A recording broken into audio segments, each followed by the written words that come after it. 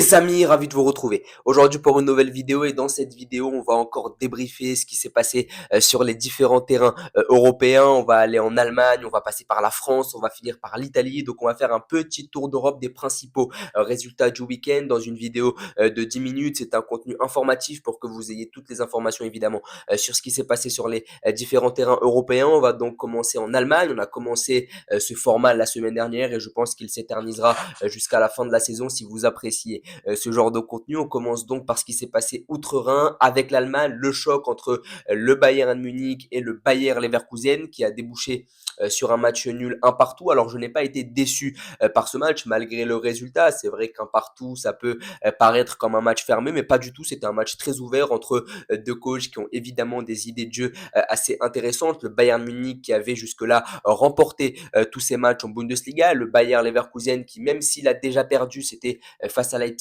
en tout début de saison, continue à avoir les mêmes préceptes de jeu que la saison dernière. Donc ça nous a donné un match de grande qualité avec des très beaux buts de part et d'autre du terrain. D'abord le but d'Andrich sur une passe de Chaka, frappe de loin là aussi, et puis un merveilleux but du jeune Pavlovic. Alors je me demande si le gardien de Leverkusen n'est pas quelque peu fautif, puisque cette frappe m'a l'air tout de même un peu axiale. Peut-être qu'il a été surpris par la trajectoire qu'a prise la balle, mais j'ai pas l'impression que cette frappe soit totalement parfaite non plus de la part du jeune international allemand, mais ça ne change rien au fait que c'est quand même un très beau but, une très belle frappe du jeune Pavlovic et un match nul un partout, mais c'était quand même un très beau match d'un point de vue du rythme et de l'intensité. Là aussi, un match qui fait les affaires de personne, puisque le Bayern Munich aurait aimé vraiment prendre de l'avance au classement en Bundesliga en enchaînant une nouvelle victoire, et le Bayern Leverkusen aurait aimé revenir un peu plus sur le Bayern Munich, mais en tout cas au classement, ça nous donne quelque chose de très intéressant avec une vraie course au titre qui va avoir lieu, je pense, cette année. Ce ne sera pas qu'entre Leverkusen et le Bayern Munich, comme ça l'a été durant une grande partie de la saison dernière, mais il y a aussi d'autres clubs qui peuvent y prétendre, comme Francfort. Francfort qui réalise un superbe début de saison cette année du côté du championnat allemand. Victoire 4-2 ce week-end sur la pelouse de Kiel, et une très belle équipe de Francfort avec des joueurs de grand talent. Gina Mbimbe, Marmouche qui est allé de son doublé ce week-end, ou encore Fares Chaibi, l'ancien Toulousain. Mais au niveau du secteur défensif, Francfort a eu des joueurs aussi lors du mercato, a obtenu des joueurs de bonne qualité défensive avec Théat, l'international belge qui était là, qui était jusque-là du côté de Rennes, ou encore Christensen, l'international danois, le latéral droit qui était à l'AS Rome, qui est international avec le Danemark, qui est devenu un cadre de cette sélection. Donc il y a aussi dans le secteur défensif des joueurs qui ont apporté beaucoup de qualité. Offensivement, une équipe de Francfort qui s'appuie sur des valeurs sûres qui ont pu être très performantes sur les saisons précédentes, et ça nous donne une équipe de Francfort qui est deuxième de la Bundesliga et qui réalise quelque chose de très intéressant. Francfort, c'est 4 victoires de suite sur les 4 derniers matchs de Bundesliga. Une seule défaite, c'était face à Dortmund en entame lors de la première journée. Donc c'est très prometteur ce que propose Francfort pour le moment, et pourquoi pas espérer être un candidat dans cette course au titre. Il y a également le Borussia Dortmund qui s'est fait peur vendredi, qui a été mené 2-0 par une équipe de Bochum qui pourtant n'a pas gagné le moindre match cette année en Bundesliga, mais on a eu un Dortmund renversant, un Dortmund à réaction avec un Guirassy qui a peut-être, grâce à son doublé, lancé sa saison.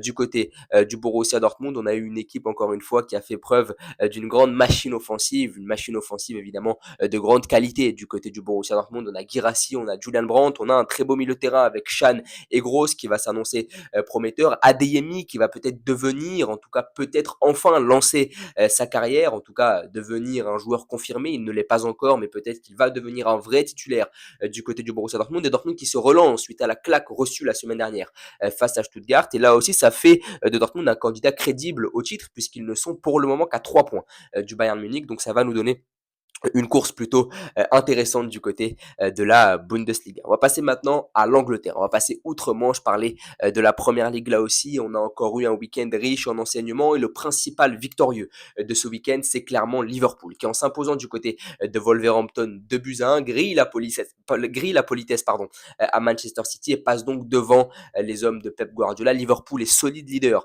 de cette Première Ligue. Manchester City a été accroché sur la pelouse de Newcastle. Les Magpies, encore une fois, très accrocheur lorsqu'il s'agit de jouer Manchester City à domicile, et Arsenal qui s'est fait peur face à Leicester. Ils ont d'abord mené 2-0 avant de voir l'équipe de Leicester revenir à 2 partout, mais de s'imposer 4-2 sur les dernières minutes de ce match. Il a fallu compter sur un but contre son camp de Ndidi et sur un but victorieux de Havertz pour creuser totalement l'écart et stopper les velléités de Leicester, et donc une victoire 4 buts à 2 pour les Gunners. On va avoir là aussi une course très haletante au titre puisque Chelsea se mêle aussi à cette course-là. Chelsea qui n'a perdu qu'un seul match de Première Ligue cette saison, c'était face à Manchester City lors de la première journée. Chelsea vient d'enchaîner 3 victoires de suite en Première Ligue, mais beaucoup de matchs en étant invaincu. Un Cole Palmer absolument extraordinaire, quadruplé pour le jeune international anglais, quadruplé en une mi-temps, s'il vous plaît, avec Sancho aussi qui a été très bon, qui est allé chercher un penalty. Donc on a peut-être une équipe qui commence à naître du côté de Chelsea. On a beaucoup critiqué le fait qu'ils avaient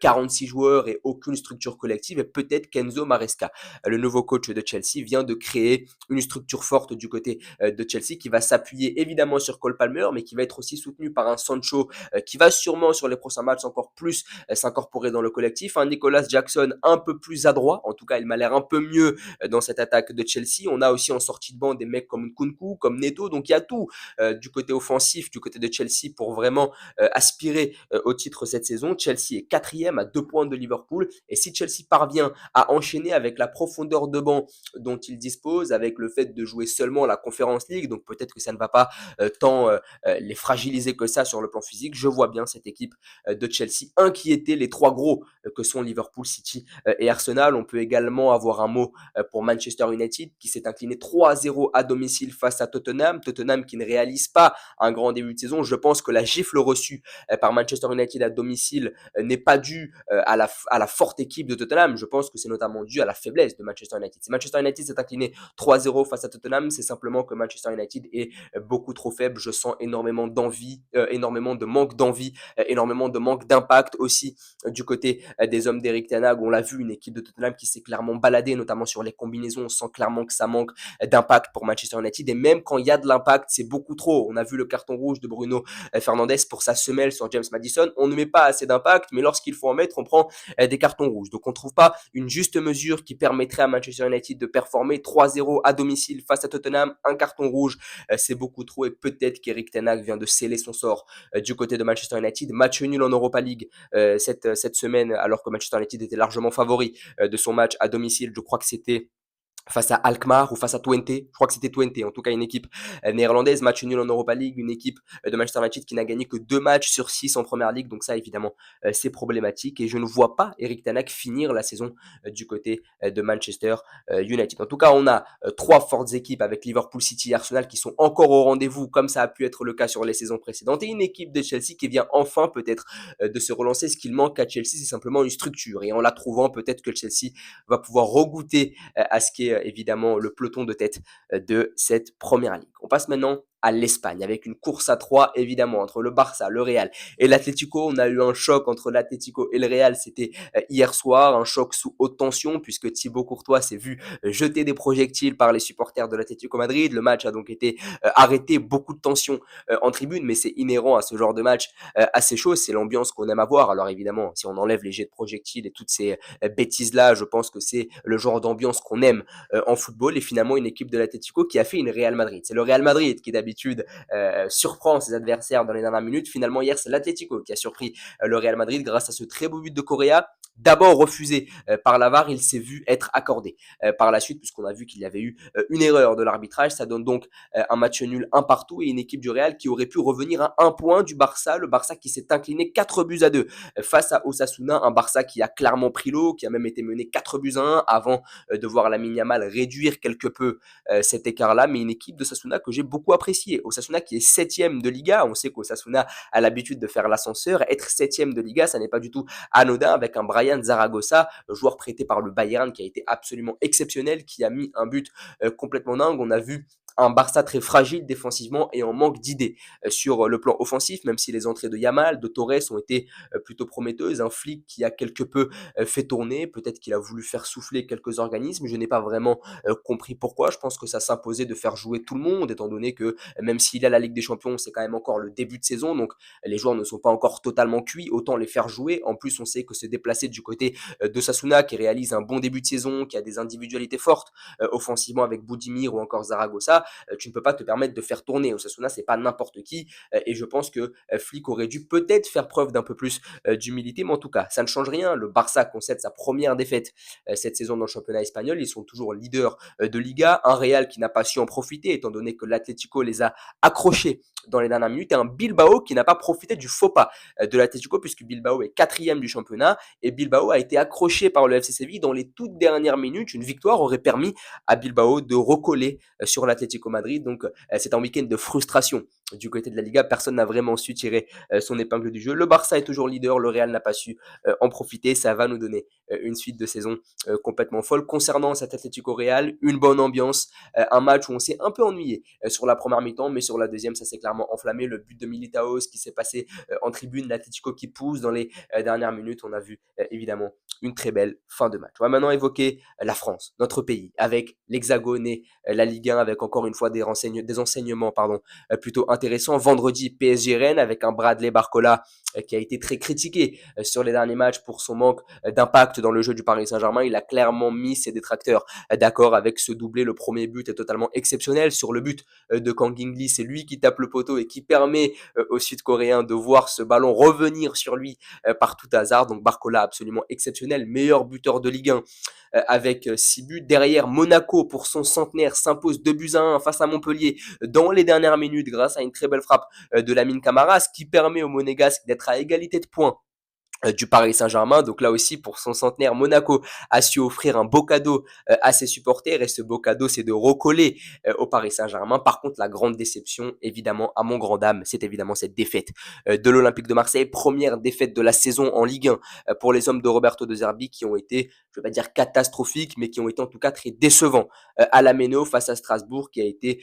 bien plus présent dans l'agressivité, poussé par un public là aussi de grande qualité. Avec ce public de la Méno, l'OM a été bougé, ça manquait globalement d'impact, globalement de structure, je trouve, là aussi pas vraiment inspiré offensivement cette équipe de l'Olympique de Marseille, même si Mopé, lorsqu'il est rentré, s'est procuré une occasion, même si Greenwood a vu Petrovic repousser sa frappe à l'entrée de la surface, mais globalement l'OM ne s'est pas montré suffisamment remuant pour inquiéter cette défense strasbourgeoise, mais Strasbourg qui réalise un bon début de saison.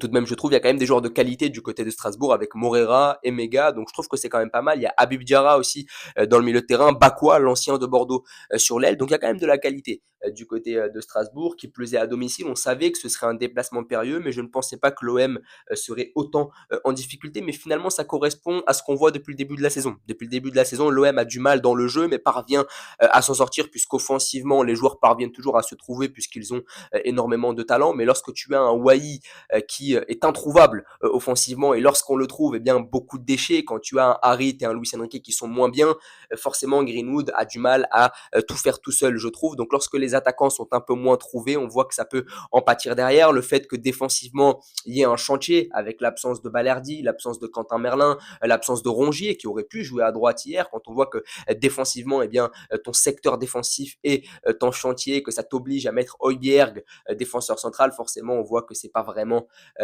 optimal pour pouvoir gagner ce genre de match. Højbjerg hier a été repositionné défenseur central, et sur le but de Strasbourg, on voit que c'est un problème de travail, un problème d'alignement. C'est pas naturel pour ces joueurs-là de jouer à ces postes-là, et ça se ressent sur le but de Morera. C'est une action d'école, et tu marques ce genre de but quand la défense adverse est mal organisée. La défense de l'OM est mal organisée puisque personne ne joue à son poste dans cette défense, et hier on l'a vu sur ce match-là. Højbjerg défenseur central, c'est pas naturel pour lui. En plus, on a perdu de la qualité au milieu, donc ça a créé un effet domino. Donc voilà, c'est un peu laborieux pour cette équipe de l'OM. Défense en chantier, offensivement un peu moins inspiré. C'est le cocktail parfait pour voir une équipe de l'OM moins forte évidemment, mais l'OM est toujours troisième de Ligue 1, donc la situation n'est pas évidemment alarmante. Alors beaucoup se sont enflammés sur le titre. Notre objectif n'est pas le titre. Notre objectif, c'est clairement le top 3. Pour l'instant, on y est, et on verra ce que ça va donner sur la suite de la saison. Reims, qui sous la houlette de Lucas Elsner réalise un très bon début de saison. Les Rémois ont accroché le PSG, ont battu Rennes.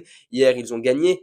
Évidemment, donc les Rémois franchement pas mal de qualité, quatrième de Ligue 1, donc pourquoi pas aspirer avec les absences pour le moment de Nice, de Rennes ou encore de Lyon, pourquoi pas aspirer à un top 4 pour les hommes de Lucas Elsner. Lille qui a enfin regagné en Ligue 1, qui n'avait plus gagné depuis la première journée. David a marqué un triplé face à une équipe d'Angers qui, je pense, va descendre à la fin de la saison. Ça me paraît un peu en manque de qualité tout de même, mais Lille qui s'est relancé, et Lille, malgré ce début de saison très moyen, est cinquième de Ligue 1. Et ça, évidemment, c'est un enseignement à tirer. Si Lille s'impose lors du prochain match et que Marseille s'incline, Lille peut tout à fait être troisième. Donc on voit que les hommes de Bruno Genesio connaissent un peu une rédemption dans cette Ligue 1 grâce à cette victoire face à Angers. On passe maintenant à l'Italie avec la Serie A. On va aborder évidemment le dernier championnat de ce Tour d'Europe, évidemment des 5 grands championnats européens, avec la Juve, le Napoli qui sont solides leaders de la Serie A. La Juventus Turin n'a toujours pas encaissé le moindre but cette année en Serie A. En 6 matchs, les hommes de Thiago Motta ont encaissé aucun but, 9 buts marqués, 0 encaissé, une défense très solide. Alors ils étaient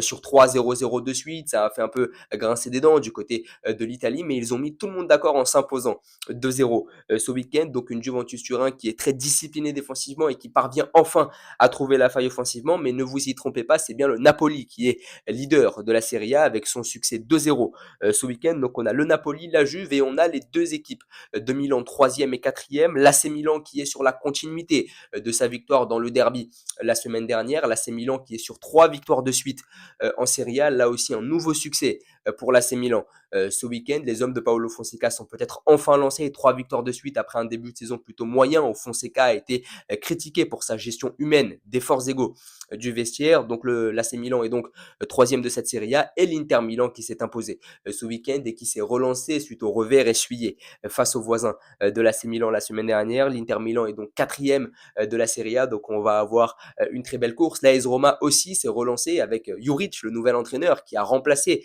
la légende Daniele De Rossi, licencié il y a quelques semaines par le board romain. La Roma s'est relancée là aussi, deuxième victoire de rang pour les Romains en Serie A, et peut-être qu'ils vont enfin pouvoir lancer leur saison puisque ça a été compliqué avec ces coachs qui se sont succédés. Peut-être que la Louve va enfin pouvoir se relancer en Serie A. Donc voilà, il y a de la qualité. L'Udinese qui s'est encore incliné ce week-end, peut-être que c'est la fin de cette mode Udinese qu'on a eu depuis le début de la saison, puisque c'est la deuxième défaite de suite des coéquipiers de Florian Thauvin. Donc voilà, hâte de voir cette suite de la saison en Serie A qui s'annonce haletante, puisque là on a 4 équipes qui se tiennent en 2 points. Le Napoli, la Juve, l'Inter Milan et l'AC Milan. Donc ça promet une suite de la saison très intéressante. En tout cas, n'hésitez pas à me dire ce que vous en avez pensé, à vous abonner, à liker et à partager. Merci beaucoup.